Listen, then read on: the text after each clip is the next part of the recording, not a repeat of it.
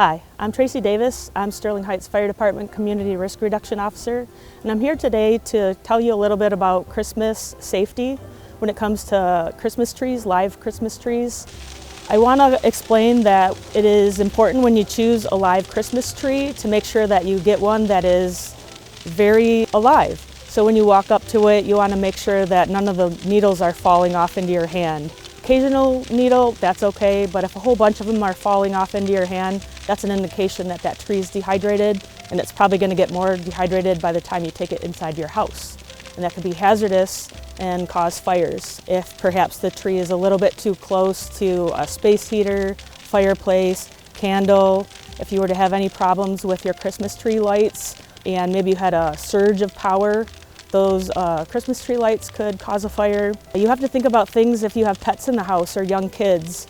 It's important to pick a very sturdy Christmas tree stand. If your Christmas tree were to fall down, number one, it could hurt somebody. Number two, it could fall into somebody. When you're talking about pets, pets drink water as a norm. When you have a Christmas tree that's live in your house, you're going to want to make sure that you water it every day. If you start noticing that the needles on your tree are starting to kind of dry out, that's an indication that you're probably not keeping up with the water schedule. Keep your Christmas tree away from all heat sources. You want to make sure that you're using the proper Christmas tree light strands.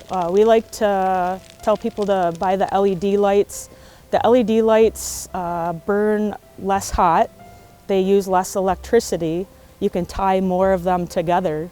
We would recommend that you follow the manufacturer recommendations that are on the boxes when you guys buy Christmas lights.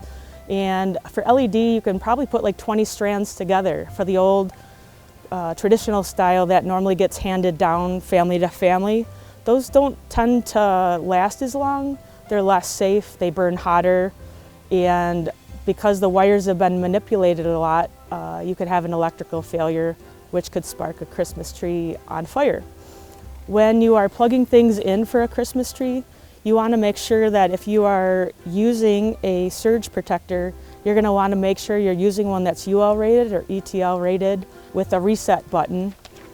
And you want to make sure that you're not overloading circuits. If you have problems where you keep resetting the breaker, that is an indication that you are using too much power for that breaker, and you'd have to disperse that power or use less lighting. In conclusion, we want to bring this together, remind you, pick a good tree that is not all dried out. Make sure you have a sturdy tree stand. Make sure that you're using the correct lights to light your Christmas tree.